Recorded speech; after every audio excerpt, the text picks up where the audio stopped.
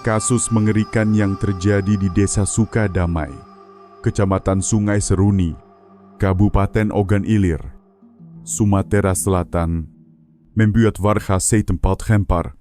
Seorang perempuan hilang secara misterius dan jasadnya ditemukan di dalam perut buaya-buaya setelah berjam-jam pencarian ketika kebenaran terungkap. Pelakunya ternyata adalah ayah mertua sang korban. Hanya karena amarah sesaat, satu nyawa melayang dan sebuah keluarga hancur selamanya. Berikut ini, kami mengajak Anda mendengarkan kisah nyata yang mengguncang hati ini. Disampaikan oleh Radio Keadilan, bulan Agustus tahun 2024. Malam hujan di Desa Sukadamai, gerimis turun perlahan tapi tak kunjung reda di depan rumah Andi Prasetyo. Jalan tanah becek memantulkan cahaya lampu seperti jenangan perak. Bunyi hujan yang menimpa atap seng terdengar monoton dan dingin, seperti detak jam yang berjalan lambat. Andi baru saja pulang dari perjalanan dinas seminggu lamanya. Motornya berhenti di depan pagar. Sinar lampu depan menembus rumpun pisang di sisi rumah. Dari dalam, cahaya lampu bohlam kekuningan tampak redup. Aneh. Tak ada siapapun yang membukakan pintu. Ia memanggil keras. "Sari? Sari? Kamu di mana?" Tak ada jawaban. Ia membuka pagar dan melangkah masuk. Sandal jepitnya berdecak di tanah basah. Pintu utama hanya tertutup setengah. Seolah baru saja ditinggalkan seseorang. Di dalam rumah, aroma lembab bercampur dengan sisa asap dapur. Di meja makan masih ada nasi dan sayur asam yang telah dingin. Piring terbalik separuh tertutup sendok. Di dekat bantal, ponsel milik Sari Lestari, istrinya. Tergeletak rapi, dada Andi terasa dingin. Bulu kuduknya berdiri. Ia mengambil ponselnya sendiri dan menekan nomor sang istri.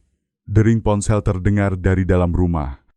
Dari ponsel yang tergeletak itu, ia menatap sekeliling, memanggil lagi tetap sunyi.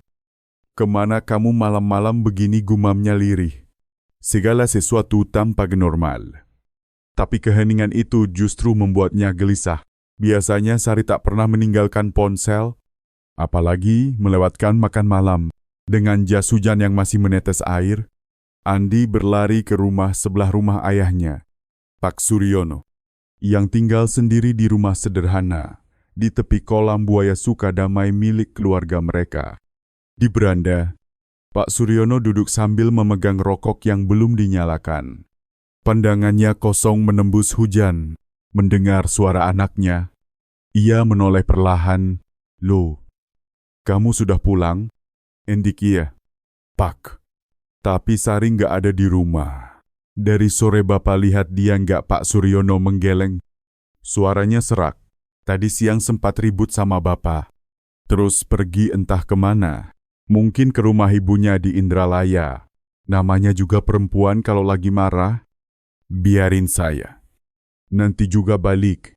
Nada tenang itu membuat Andi tertegun. "Ribut soal apa?"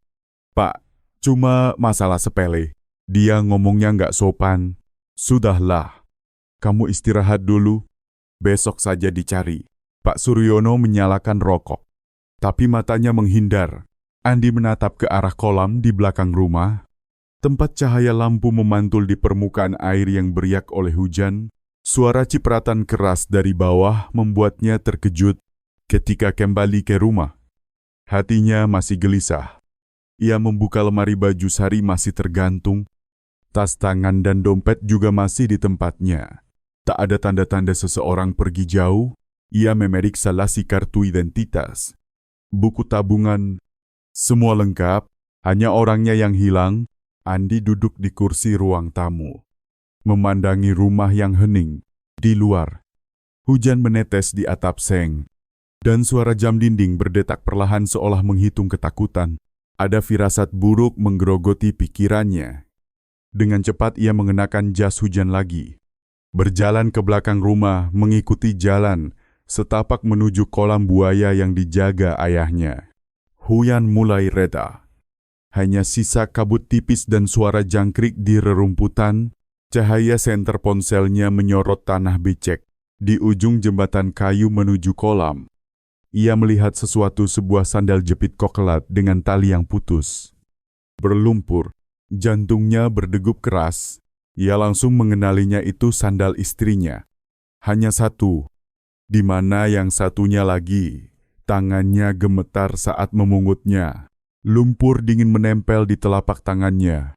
Di tepi kolam terlihat bekas jejak kaki, ada jejak telanjang kecil dan beberapa jejak sepatu besar bercampur. Air kolam hitam pekat. Di permukaannya lumut hijau terapung. Dan di balik itu, sepasang mata merah buaya tampak menatap dari kegelapan. Andi mundur perlahan. Napasnya tersengal. Ada sesuatu yang tak beres. Ia segera menelpon ayahnya. Pak, aku nemuin sandal Sari di tepi kolam. Beberapa detik sunyi. Lalu suara serak Pak Suryono terdengar. Akak huhup. Mungkin dia kepleset jatuh. Licin banget di sana. Jangan turun malam-malam. Bahaya. Besok pagi aja dicek. Tapi sandalnya robek. Pak, Bapak nggak dengar apa-apa tadi malam nggak? Bapak udah tua. Tidurnya nyenyak. Udah. Kamu istirahat dulu. Telepon terputus. Andi berdiri terpaku di ruang tamu. Ada sesuatu yang aneh pandangan ayahnya tadi malam. Nada suaranya seperti menyembunyikan sesuatu. Ia melirik ke arah kolam. Lalu jam di dinding hampir tengah malam. Ia ragu. Antara melapor ke polisi atau menunggu pagi. Hujan masih rintik. Udara berbau lumpur dan amis. Di atas meja kayu. Sandal basah itu tergeletak. Air menetes membentuk noda coklat. Pagi datang lambat setelah malam panjang itu. Udara lembab, bau tanah basah bercampur aroma amis kolam. Andi Prasetyo belum tidur. Ia duduk di beranda, masih menggenggam sandal istrinya. Setiap detik yang berlalu membuat hatinya semakin berat. Rasa takut berubah menjadi kecurigaan. Apakah Sari benar-benar terjatuh ke kolam sekitar pukul 7 pagi? Ia mengetuk rumah ayahnya. Pak Suryono keluar dengan pakaian yang sama seperti semalam. Wajah pucat dan mata cekung. Pak, Sari belum ketemu. Suara Andi serak. Sudah Bapak bilang. Mungkin dia pergi karena marah. Jangan khawatir. Jawabnya datar. Tapi semalam hujan deras. Sandalnya ketemu di pinggir air. Robek lagi. Bapak nggak dengar suara apapun. Mata Pak Suryono sedikit gelisah. Lalu sempat menjawab. Bapak udah tua, tidur pulas. Siapa tahu semalam air naik. Kan bahaya di sana.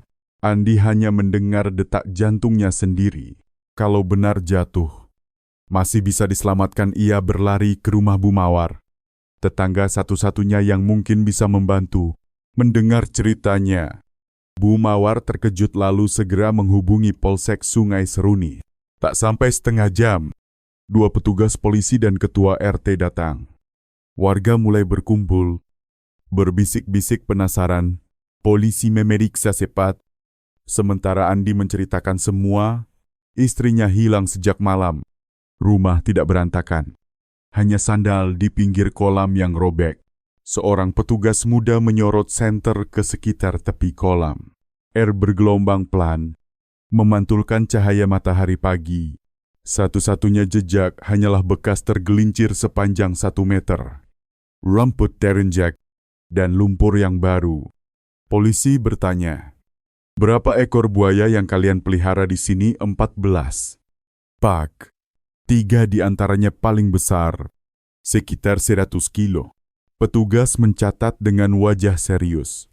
Kalau memang ada yang jatuh ke sini. Airnya dalam sekali, susah dicari. Kolamnya di pagar ada. Tapi di sudut barat kawatnya agak kendur. Bisa saja kena hujan dan longsor. Gumam petugas. Mereka berkeliling memeriksa pagar kawat berkarat. Tidak ada tanda lain, hanya beberapa jejak samar. Semuanya tampak seperti kecelakaan biasa, bukan tindak kriminal. Desa kecil itu segera dipenuhi kabar. Kasihan Sari. pasti terpeleset, bisik warga. Anak-anak menatap ke arah kolam dengan ngeri. Pukul 9 pagi, polisi membuat berita acara dan meminta bantuan warga untuk pencarian. Pak Suryono datang ke kolam, wajahnya datar. Saja pelihara 4 bela ekor, yang besar-besar harus ditangkap dulu baru bisa turun airnya. Polisi setuju. Rencana dibuat air kolam akan dikuras sebagian. Dan jaring baja dipasang di sudut tempat ditemukan bekas tergelincir. Suara mesin pompa menggeram. Air keruh perlahan surut, memperlihatkan lumpur pekat yang mengeluarkan bau amis menusuk. Warga dan petugas bekerja sama, menarik tali, menyiapkan jaring. Tiba-tiba, suara keras terdengar. Seekor buaya besar muncul. Meronta hebat, orang-orang berteriak. Para pria menarik tali kuat-kuat, menjerat rahangnya dan menarik ke darat. Tubuhnya sepanjang hampir 3 meter. Buaya kedua berhasil ditangkap setengah jam kemudian. Kulitnya lebih gelap, matanya merah suram. Warga menjauh. Ada yang tak sanggup melihat, hingga buaya ketiga yang terbesar menjadi yang tersulit. Hewan itu melawan sengit hingga hampir menjatuhkan 2 petugas ke air. Suara teriakan memenuhi udara. Akhirnya, dengan bantuan mesin derek, buaya itu terjerat dan tergeletak di bawah terik matahari. Ketiganya diikat kuat. Mulut dibungkus tali baja. Andi Prasetyo memandangi mereka dengan dada sesak. Dalam hiruk-pikuk itu, hanya kegelisahan yang membakar hatinya jika benar istrinya jatuh. Apakah masih ada yang tersisa? Kapolsek memerintahkan air terus dikuras. Menunggu tim penyelam dari Polres Ogan Ilir datang. Di sampingnya, Pak Suryono berdiri diam. Wajah keras terbakar matahari. Keringat menetes dari pelipis.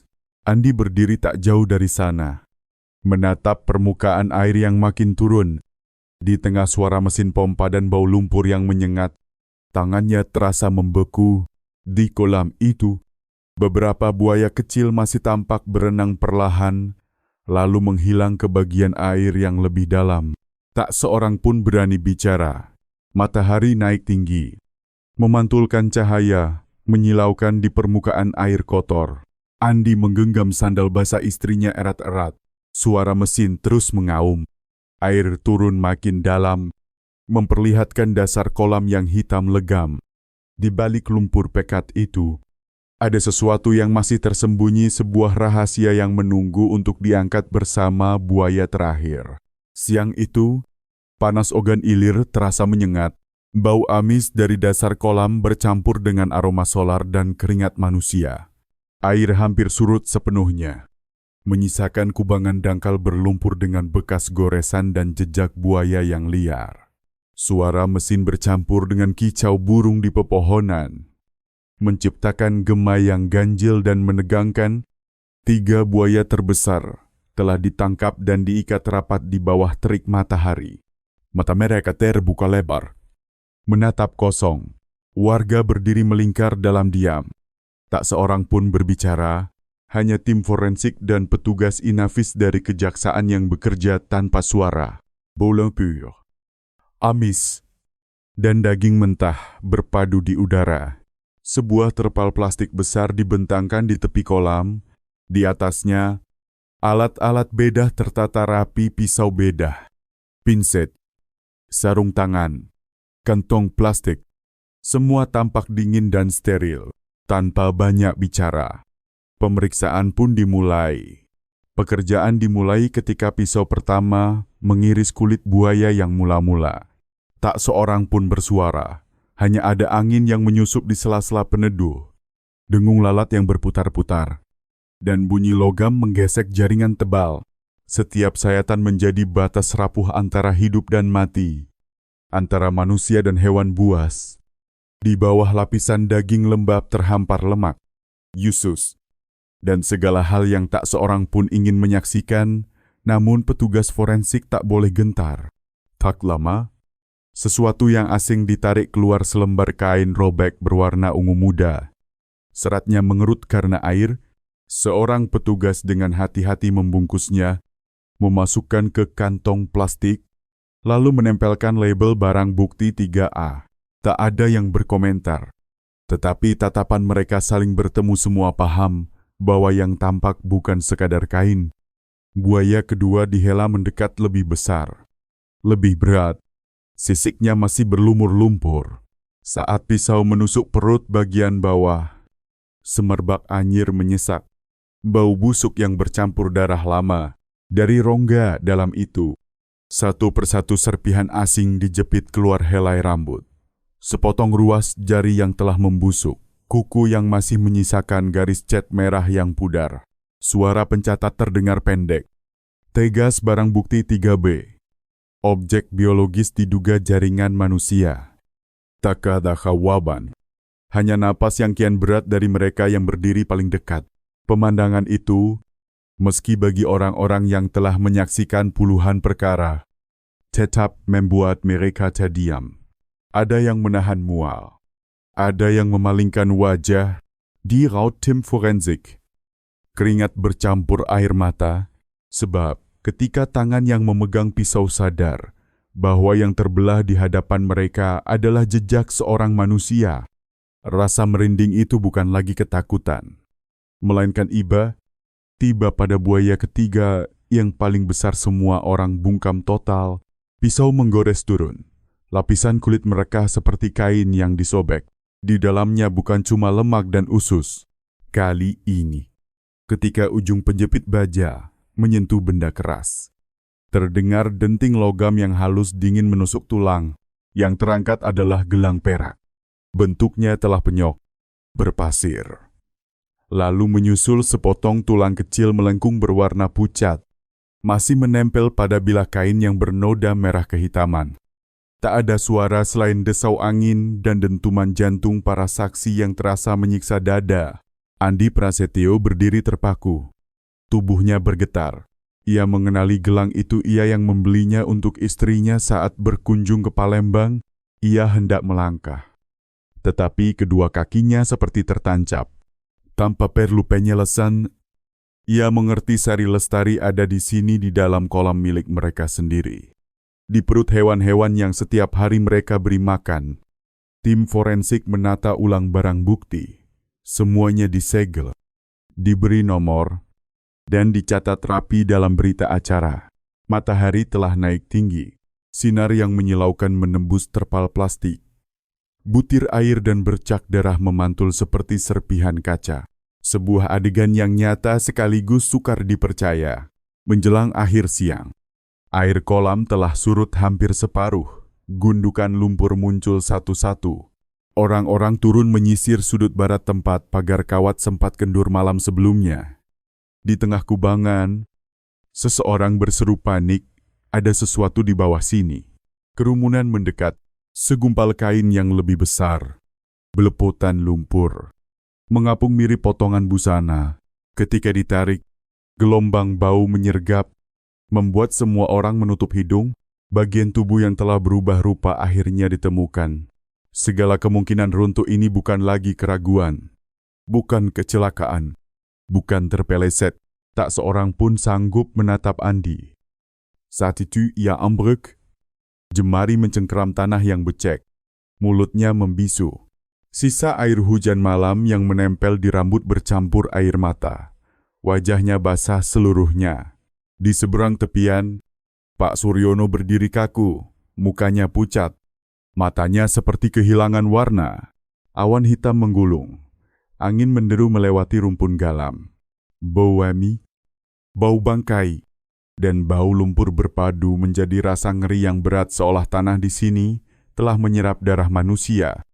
Sore hari itu, hujan kembali mengguyur Ogan Ilir.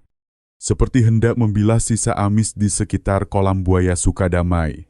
Di ruang pemeriksaan forensik Polres Ogan Ilir, cahaya neon putih memantul pada wajah-wajah letih. Di atas meja, kantong plastik bersegel berderet kain robek, serpih tulang, gelang perak, rambut, dan sisa bagian tubuh lainnya. Tak ada yang membuka suara lebih dulu. Seorang dokter forensik membacakan kesimpulan dengan nada datar hasil uji memastikan bahwa sampel jaringan yang diambil dari TKP kolam dan dari 3 individu buaya yang diamankan sesuai dengan DNA Sari Lestari, kelahiran tahun 1996, berdomisili di Desa Sukadamai, Kecamatan Sungai Seruni. Udara seketika membeku, kendati tak ada kata meninggal yang diucap. Rangkaian kalimat kering itu sudah cukup menjerumuskan ruangan ke dalam hening yang panjang. Andi Prasetyo duduk di tepi meja. Jemarinya bergetar mencengkeram berkas. Tatapannya kosong tanpa air mata yang tersisa, hanya kebisuan yang mematikan. Di luar, hujan memukul atap seng dengan ritme yang rata. Diselingi gelegar halilintar yang jauh. Kesimpulan awal tak menyatakan apapun yang tegas, tidak ada luka sayat yang jelas. Tak tampak memar yang dapat dipastikan, dan belum ada bukti serangan yang direncanakan. Penyebab kematian sementara dicatat sebagai kecelakaan terjatuh ke kolam yang berisi buaya, mungkin karena kehilangan keseimbangan di malam hujan, tergelincir, atau terbentur keras.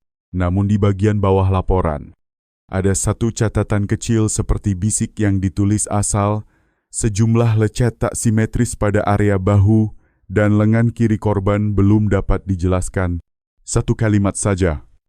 Tetapi cukup bagi semua yang hadir untuk mengerti ini bukan kasus jatuh ke air yang biasa. Andi membeku.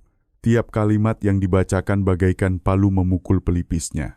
Ia mengingat malam hujan itu, suara pertengkaran dari rumah ayahnya, daun pintu yang dibiarkan renggang, sandal dengan tali putus. Jika benar kecelakaan, mengapa Sari pergi ke kolam di tengah malam? Mengapa ponselnya tertinggal di meja? Pertanyaan itu berputar tak henti di kepalanya. Di seberangnya, Pak Suryono ayahnya diam kaku, wajahnya keras seperti batu. Ketika penyidik memintanya menandatangani berita acara identifikasi korban, tangannya bergetar. Ujung pena bergoyang, goresan huruf jadi patah-patah. Saat ditanya pendapatnya soal kemungkinan menantunya terjatuh ke kolam, jawabnya singkat, dia sering ke belakang buat kasih makan buaya malam-malam. Lisin, itu hal biasa. Kedengarannya masuk akal, tapi tak ada satupun orang di ruangan itu yang benar-benar percaya. Nada bicaranya terdengar seperti jawaban yang sudah disiapkan, bukan suara seorang pria yang baru kehilangan anggota keluarga. Usai pemeriksaan, Andi melangkah keluar. Hujan baru saja reda, udara lembab menempel di kulitnya seperti selimut tebal. Ia berjalan menyusuri jalan tanah menuju rumah. Sandalnya belepotan lumpur, kedua tangannya terkulai, segalanya akrab rumput. Pagar kawat, suara katak namun mendadak terasa asing dan dingin. Rumah kecilnya tetap seperti saat ia pergi pagi tadi, piring kotor belum dicuci. Pintu belakang setengah terbuka. Lampu kuning tua memancar redup dari bohlam usang. Ia berdiri lama di ambang pintu, menatap dapur yang kosong. Di sana, ponsel Sari tergeletak dengan baterai habis, layar gelap seperti lubang kecil. Ia mengambilnya. Dingin logam membuat telapak tangannya bergetar.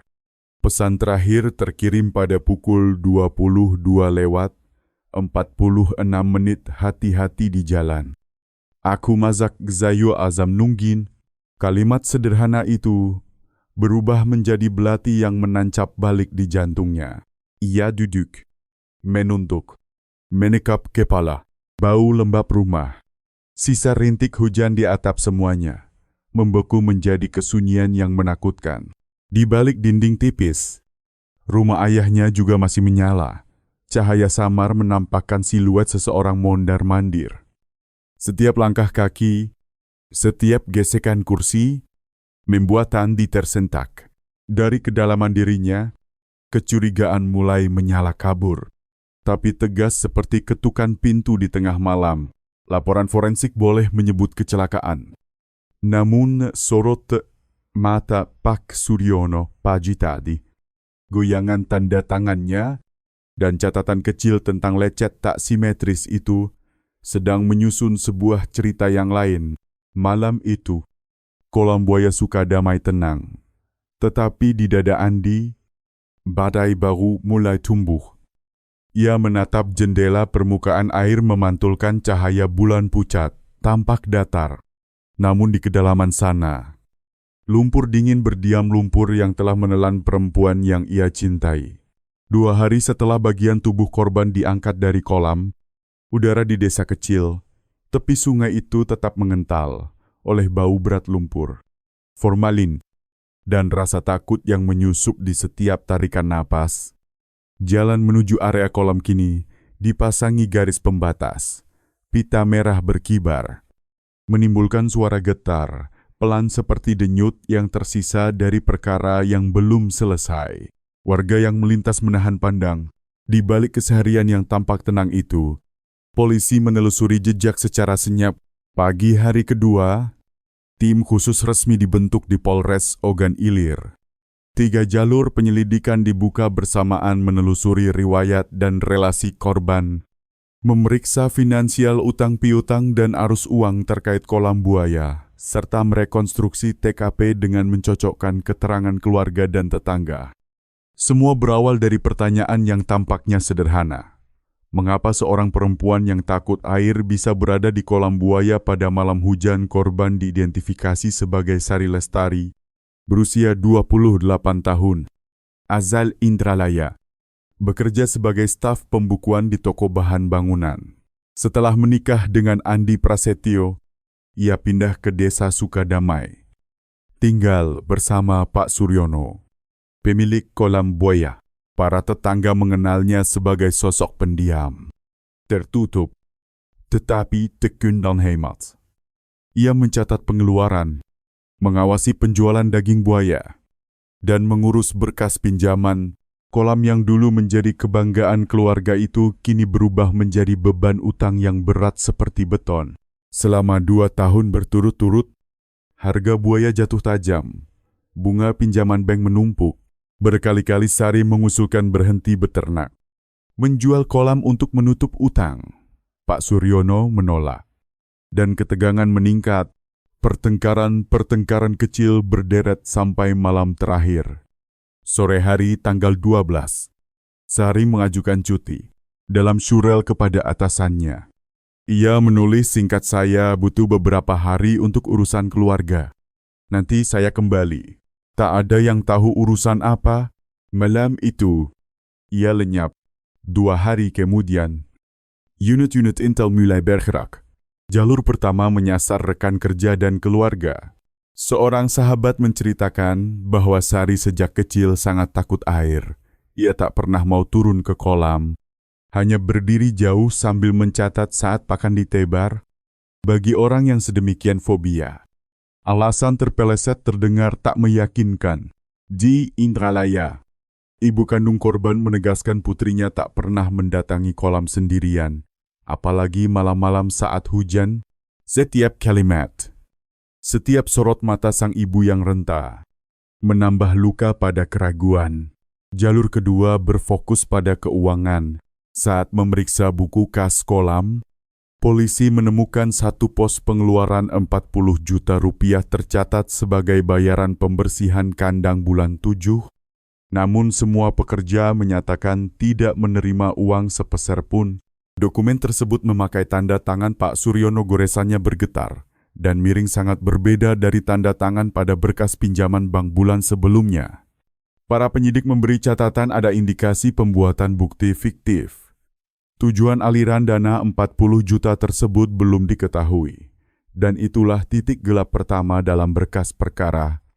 Para penyidik memberi catatan ada indikasi pembuatan bukti transaksi fiktif. Belum jelas tujuan 40 juta rupiah itu mengalir kemana, dan mengapa kemudian lenyap. Titik gelap pertama dalam berkas perkara. Arah penyelidikan ketiga kembali menukik ke tempat kejadian perkara di dapur kecil.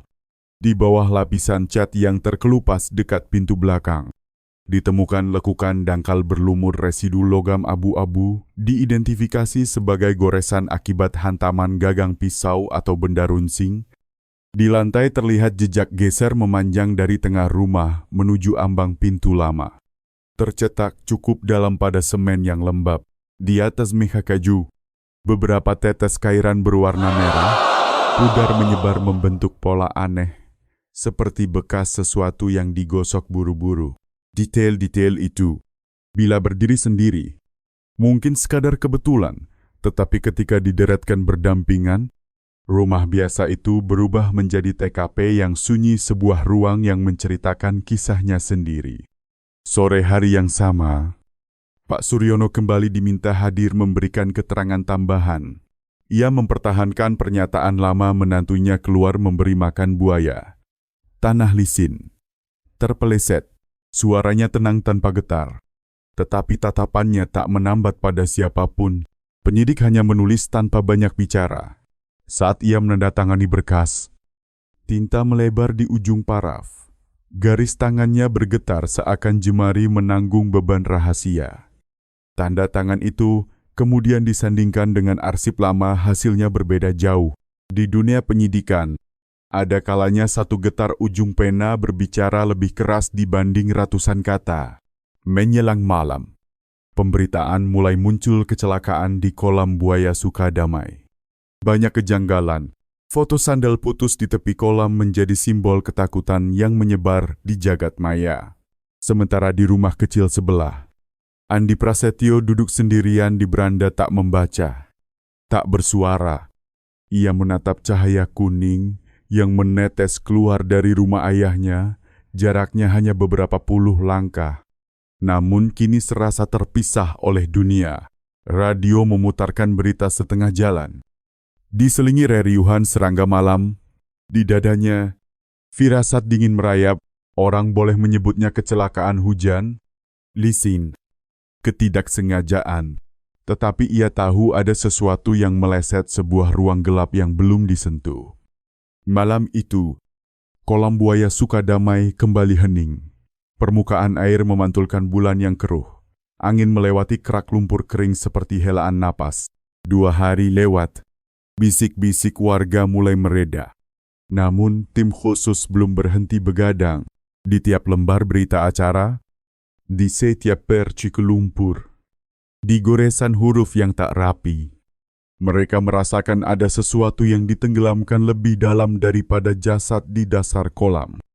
Memasuki hari ketiga, Polres Ogan Ilir resmi mengalihkan perkara ke fase penyidikan prioritas.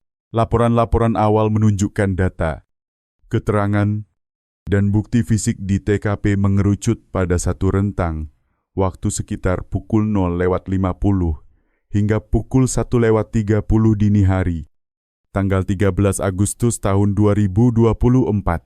Itulah selang ketika Sari Lestari hilang dari rumahnya. Rekaman kamera milik tetangga diperbesar. Dianalisis bingkai demi bingkai, gambarnya buram. Tetapi terlihat sosok lelaki, jangkung berjaket abu-abu berjalan dari arah rumah Pak Suryono menuju kolam. Hujan menerpa serong. Lampu beranda hanya menyinari sebagian wajah, langkahnya pincang pelan, membawa sesuatu yang panjang dan berat. Ia muncul pukul 1.11, dan baru kembali 15 menit kemudian, pada saat yang hampir bersamaan. Ponsel korban sepenuhnya kehilangan sinyal. Catatan tim identifikasi menulis singkat identitas tidak terkonfirmasi. Namun tinggi badan dan gaya berjalan konsisten dengan Pak Suryono. Untuk pertama kalinya dalam berkas, namanya diberi penanda merah. Unit-unit lapangan segera mempersempit daftar terduga. Andi Prasetyo, sang suami, cepat dikeluarkan dari lingkaran. Malam itu ia berada di kantor di Prabu Mulih. Ada saksi dan rekam jejak digital. Tetangga sekitar kolam juga dipastikan tetap di rumah sepanjang hujan. Tersisa satu orang yang tinggal menempel kolam, memiliki akses, punya konflik dengan korban, dan waktunya selaras dengan momen hilangnya korban Pak Suryono, berusia 58 tahun. Pagi itu, tim kembali ke lokasi. Rumahnya berada kurang dari 10 meter dari kolam. Dinding lembab, atap sen kusam. Di dalam, kursi meja telah dirapikan. Lantai baru saja dipel, namun bau apak masih menebal. Di lantai semaine de peinture d'apure, Ada noda lumpur kering, berbentuk huruf L yang seperti digosok keras bekas. Sapuan masih jelas. Para teknisi menyapu ruangan dengan lampu ultraviolet. Semburat hijau kebiruan merekah melebar sampai bibir pintu belakang, indikasi zat organik yang kemungkinan besar adalah darah yang telah dilap. Di celah kusen kayu, ditemukan satu serat kain ungu, warnanya identik dengan pakaian yang dikenakan korban saat ditemukan. Seluruh ruangan seperti dibungkus sunyi. Seorang penyidik mencatat pelan. Topi pet menutupi separuh wajahnya. Suara serak saat membacakan temuan sejalan dengan hipotesis terjadi kontak fisik di dalam rumah. Ketika Pak Suryono dipanggil menyaksikan, ia diam. Keringat menitik di kening. Namun, sorot matanya berusaha tetap datar. Ditanya soal jejak lumpur di lantai. Jawabnya pendek, sepel bersih habis hujan. Lumpur buaya, nempel di kaki. Kedengarannya masuk akal dan justru karena terlalu mulus, ruangan terasa makin berat. Mereka yang kenyang perkara paham, ucapan yang licin kerap menutupi sesuatu. Pada saat bersamaan, jalur keuangan memastikan penarikan 40 juta rupiah. Sebelumnya tidak masuk ke berkas kwitansi manapun. Ada transaksi tunai yang kemudian dititipkan ke satu rekening atas nama Rudi Santoso, pemilik agen pakan buaya. Saat diverifikasi, pemilik agen menyatakan Pak Suryono membayar tunai 10 juta. Tanpa transfer, 30 juta lainnya lenyap. Tanpa nota, tanpa penerima, tanpa bukti. Tim mencocokkan tanggal penarikan dengan riwayat komunikasi. Pada hari yang sama, korban Sari menelepon bank menanyakan utang, lalu mengirim pesan pada sahabatnya. Kalau ini nggak selesai, mungkin aku pulang ke rumah ibu. Pesan itu terkirim pukul 19:40. Hanya beberapa jam sebelum ia menghilang. Kian diharap, serpihan-serpihan informasi itu saling mengunci konflik uang, cekcok rumah tangga, kemunculan sosok dalam rekaman kamera, dan jejak pembersihan di rumah semuanya mengerutkan lingkaran pada satu nama. Sore itu juga, Pak Suryono dipanggil untuk ketiga kalinya. Ketegaran awalnya luntur. Ia masuk ruangan dengan langkah lambat. Bahu kusut, mata legam, dimerah. Foto-foto TKP disusun memanjang noda lumpur. Serat kain, siluet di kamera. Tak ada suara keras, hanya desis kertas yang bergeser. Ia memandang satu persatu. Matanya paling lama berhenti pada foto sandal milik korban.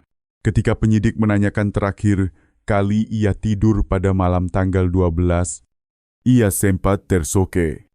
Lalu berucap sekitar pukul 10. Saya tidak keluar rumah. Penyidik tak membantah. Ia hanya mendorong setumpuk foto lebih dekat. Gambar itu buram. Tetapi jelas, ada sosok tinggi berjaket abu-abu berjalan ke arah kolam pukul 1:11. Tak ada satupun kata menyusul. Hanya detik jam dinding yang jatuh satu-satu. Seusai pertemuan, laporan sementara dikirim ke pimpinan target utama Pak Suryono. 58 tahun, kejanggalan waktu. Indikasi membersihkan TKP. Transaksi keuangan tak jelas. Rekomendasi pengawasan khusus.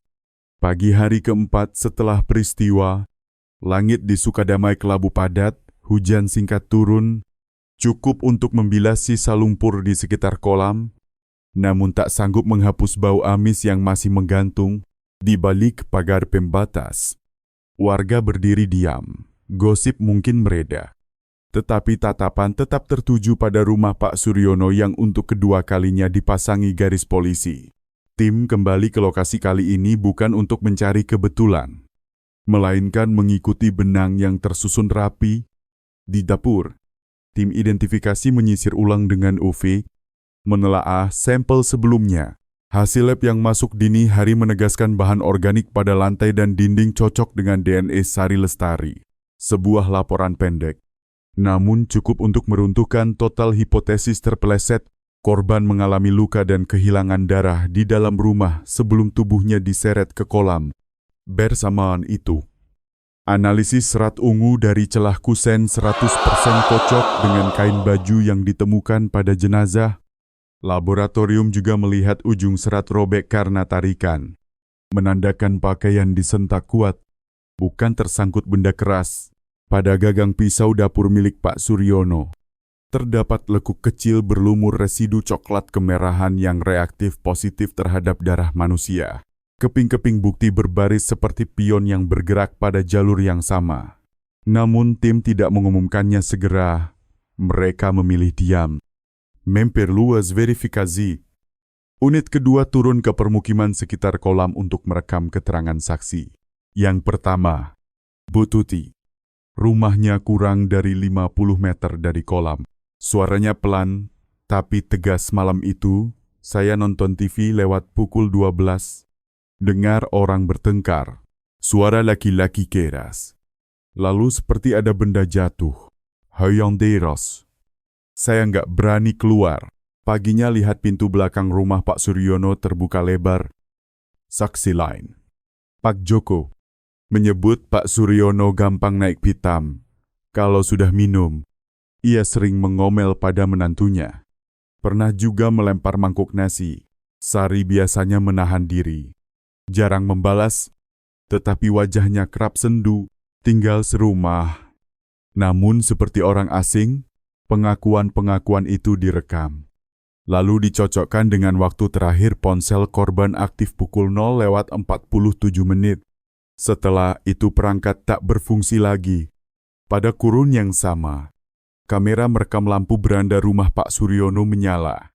Kebetulan, atau awal dari sebuah tindak pidana laporan, gabungan yang masuk ke posko pukul 14 hanya berisi 4 kalimat korban meninggal di dalam rumah. Lalu diseret ke kolam. Tak ada tanda masuk dari luar. Pada rentang waktu kejadian hanya ada ayah mertua di lokasi. Usulan penetapan perkara pembunuhan dan upaya menyembunyikan kejahatan. Namun sebelum berkas ditekan, penyidik menginginkan satu potongan lagi motif. Jalur keuangan dibuka lebih lebar.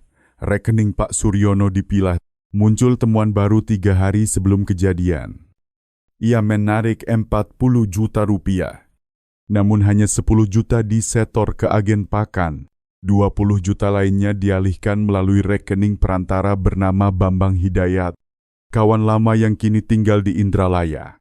Saat dimintai keterangan, orang ini berkata Pak Suryono nitip sebagian uang. Katanya takut diambil menantunya.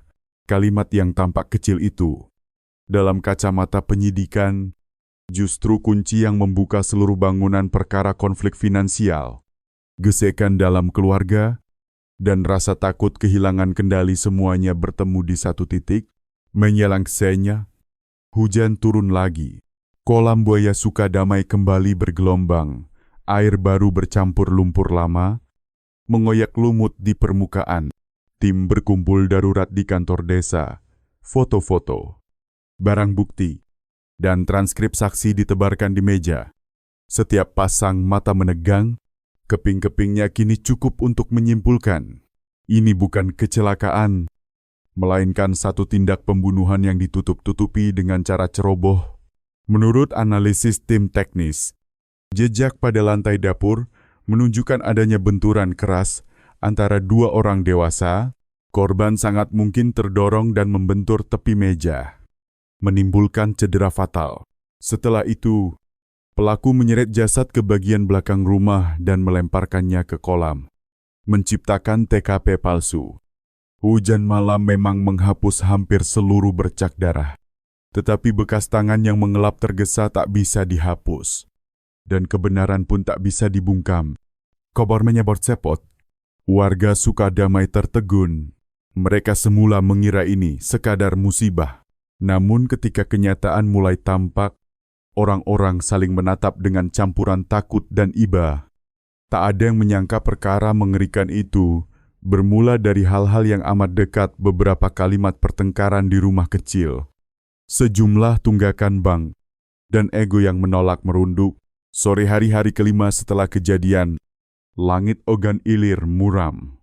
Awan rendah serasa menyentuh atap seng. Tim khusus menerima hasil uji forensik final dari Laboratorium Teknis Tingkat Provinsi. Sampel darah pada gagang pisau terbukti cocok dengan DNA Sari Lestari. Kesimpulan ini, bila dideretkan dengan keterangan saksi dan data kamera, resmi melenyapkan hipotesis kecelakaan pukul 14:30. Surat panggilan darurat terhadap Pak Suryono, 58 tahun, ditandatangani tidak lagi berputar-putar, tidak lagi menjajal. Ia diminta hadir di Polres Ogan Ilir untuk menjelaskan sejumlah temuan baru. Lelaki itu melangkah tanpa suara, berjaket abu-abu kusam, sandal karet, kepala menunduk. Tak ada borgol, tetapi udara di ruang pemeriksaan begitu pekat seakan seluruh bunyi telah mati sejak awal. Di atas meja terhampar 3 foto noda darah di lantai dapur, serat kain yang robek, dan siluet seseorang dalam rekaman kamera saat hujan. Di sampingnya, laporan uji ringkas, teliti.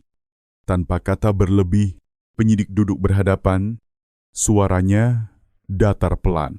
Pak Suryono, 58 tahun, Bapak paham kenapa kami mengundang Bapak datang. Ia mengangguk kecil tanpa menjawab. Keringat merembes di kerah bajunya. Pandangan tetap jatuh ke meja. Saat lembar kesimpulan uji diletakkan di depan, matanya sekilas menoleh lalu berpaling. Bahunya bergetar halus, tetapi suaranya tetap keras. Saya tidak sengaja. Dia terpeleset. Saya cuma takut orang salah paham. Penyidik tak menyahut. Ia hanya membuka buku catatan. Membalik 1 halaman lagi, di sana tertera BA, saksi berisi tuturan Bu Tuti dan Pak Joko, yang mencatat tepatnya waktu cekcok pada malam hujan. Menyusul foto baju dengan noda darah melebar. Ruang tetap hening. Kipas tua berputar lambat dengan bunyi mengetuk seperti menghitung retakan psikologis lelaki yang duduk di kursi itu. 15 menit berlalu, lalu 20. Tak ada yang bertanya lagi. Pak Suryono mulai menjijil, mengepal lutut, dan menatap sekeliling seolah mencari jalan keluar. Tetapi di ruangan itu, satu-satunya pintu adalah mengatakan yang sebenarnya. Di bawah cahaya lampu neon, ia mengembus napas panjang. Suaranya serak dan patah-patah. Malam itu dia ribut lagi. Minta kolam dijual dan pindah. Saya panas. Saya cuma mendorong sekali. Dia, ya tuh. Kepalanya membentur tepi meja. Saya panik. Kalimat ringan, namun berat bak halilintar. Tak ada yang bersuara. Hanya bunyi pena yang berlari di atas kertas. Ia menunduk. Kedua tangan saling merapat.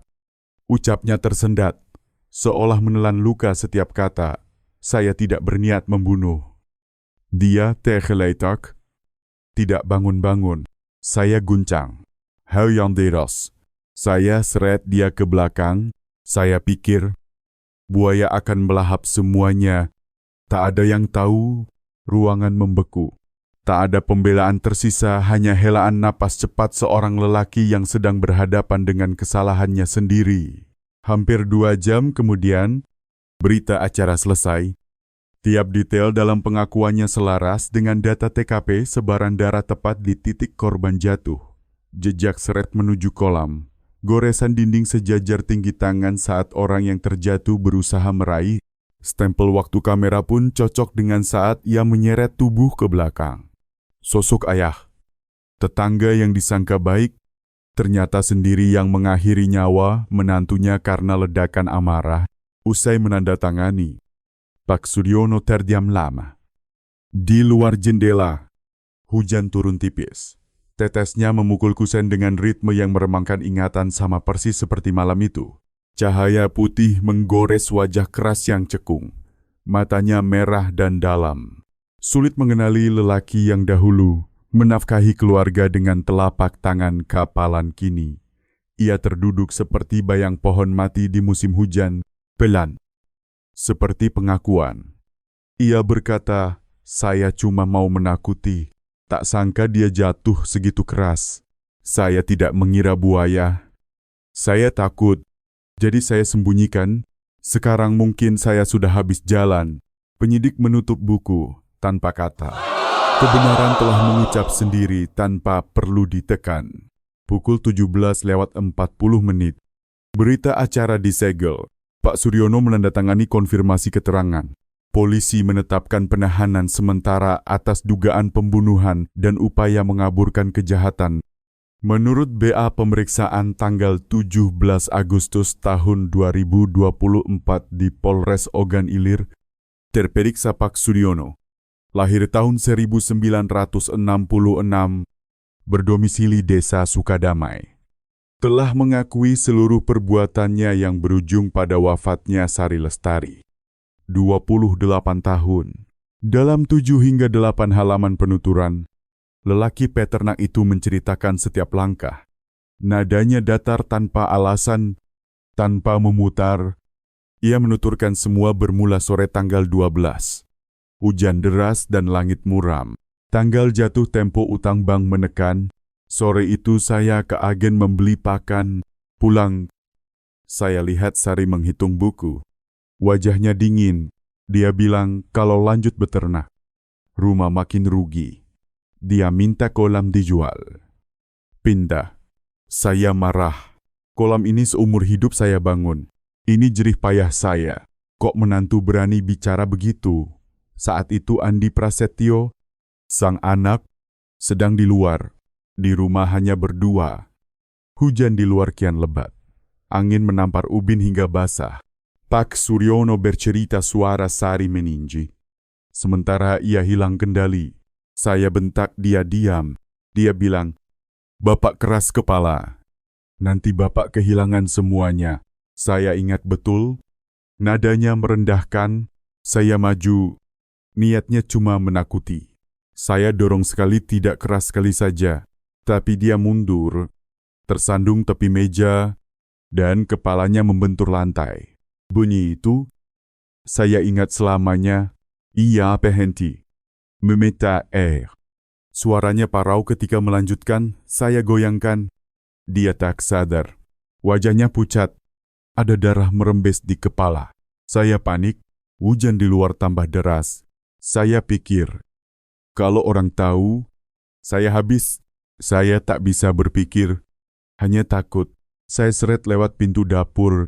Saya beberapa kali terpeleset di tanah becek. Lalu saya buka pagar kandang. Saya lempar ke kolam saat hujan besar.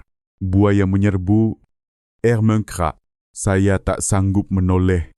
Habis itu saya bersihkan lantai. Kumpulkan barang. Kunci pisau. Ganti baju. Paginya saya bilang ke anak saya, "Istrimu pergi." Tim identifikasi mengafirmasi alur itu guratan seret di lantai cocok dengan arah perpindahan tubuh. Percikan darah di dinding tepat sedatar titik jatuh. Sampel lumpur di alas kaki Pak Suryono cocok dengan lempung di bibir kolam. Dalam berita acara, ia juga menggambarkan ketakutan saat keesokan paginya Andi mencari istrinya. Waktu dia tanya, saya bilang pergi. Saat itu saya bohong. Dada rasanya mau meledak. Dia menatap saya lama. Saya menghindar ketika ditanya mengapa tidak menyerahkan diri. Jawabnya cuma saya tak berani. Saya pikir kalau tak ada yang menemukan, semuanya akan berlalu. Ia tak tahu. Perhitungan itulah yang membuat perkara ini makin kejam. Sebab malam itu, ketika ia mengucurkan air, mengelap lantai, merapikan jejak, semua gerak menyembunyikan justru menjadi bukti yang menudingnya. Catatan berlanjut menggambarkan batin. Setelah pembuangan saya tak tidur. Dengar hujan seperti dengar buaya mengamuk. Seperti dengar dia memanggil. Malam itu panjang sekali. Saya tahu saya sudah tak punya jalan pulang. Tim khusus menyimpulkan ini. Perkara sangat serius pembunuhan dalam lingkup keluarga. Yang disamarkan dengan membuang jenazah ke lingkungan hewan buas. Berkas dinilai punya nilai peringatan yang tinggi tentang konflik domestik dan dampak psikologis pelaku saat terdesak. Saat ditanya motif sedalam-dalamnya, Pak Suryono hanya berkata, Saya tak mau kalah sama menantu. Saya merasa dihina. Tapi saat mendorong, saya tak menyangka semuanya sejauh ini. Baris-baris itu dingin seperti baja. Tak seorang pun tahu apakah yang mengisinya penyesalan atau hanya lelah. Yang jelas, di matanya tak ada lagi keteguhan seorang ayah. Yang tersisa adalah tatapan orang yang dihancurkan oleh tangannya sendiri. Pukul 17:10, sesi diakhiri. Ia menandatangani setiap lembar tanpa meninjau ulang. Petugas membacakan kembali. Ia mengiyakan berbohong sekarang tak ada gunanya. Berkas disegel dan dikirim ke Kejaksaan Negeri Ogan Ilir. Semua menguncup dari musibah yang dikira kebetulan menjadi pembunuhan berencana yang ditutupi secara kikuk. Perkara tanpa senjata aneh. Tanpa pelaku yang kabur, hanya kebenaran telanjang tentang 1 detik amarah yang menukar puluhan tahun hidup. Pada tanggal 12 November tahun 2024, Pengadilan Negeri Ogan Ilir membuka sidang tingkat pertama untuk perkara pembunuhan dengan pembuangan jenazah ke kolam buaya di Desa Sukadamai, Kecamatan Sungai Seruni. Kasus yang sempat mengguncang perhatian orang banyak. Terdakwa Pak Suryono, 58 tahun, ayah kandung dari suami korban Sari Lestari, 28 tahun, menantu terdakwa. Tak ada orang asing, tak ada motif perampokan. Yang ada hanya ledakan benci seketika dan akal sehat yang karam di bawah atap rumah sendiri. Sidang berlangsung di hadapan ratusan warga. Udara di ruang sidang pekat. Semua tertahan kata ketika terdakwa melangkah masuk tubuh kecil. Rambut memutih, kurus karena 3 bulan ditahan. Seragam tahanan abu-abu lusuh. Tangannya bergetar, mata cekung, menghindari pandang ke depan. Ketua majelis bertanya pendek, apakah terdakwa mengakui seluruh perbuatan sebagaimana dakwaan? Suara Pak Suryono serak dan patah. Saya mengakui. Sayalah yang membunuh menantu saya. Kalimat itu jatuh di tengah ruangan yang membeku. Tak ada bisik. Tak ada helaan napas keras. Semua mendengarkan dakwaan dibacakan kering. Berat. Setegas Baha. Kejaksaan Negeri Ogan Ilir menguraikan tanggal 12 bulan tersebut tahun 2020 Bon. Karena konflik keluarga yang berlarut, terdakwa mendorong korban Sari Lestari hingga meninggal di tempat, lalu menyeret jasad ke kolam buaya untuk menyembunyikan jejak.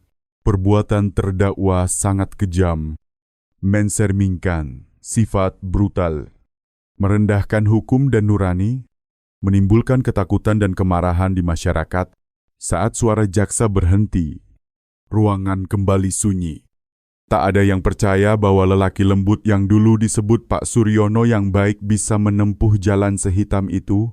Ketika diminta menyampaikan kata terakhir, ia berdiri, menunduk. Suaranya parau, saya tak berniat membunuh. Saya hanya ingin menakuti. Tapi dia jatuh. Dia meninggal.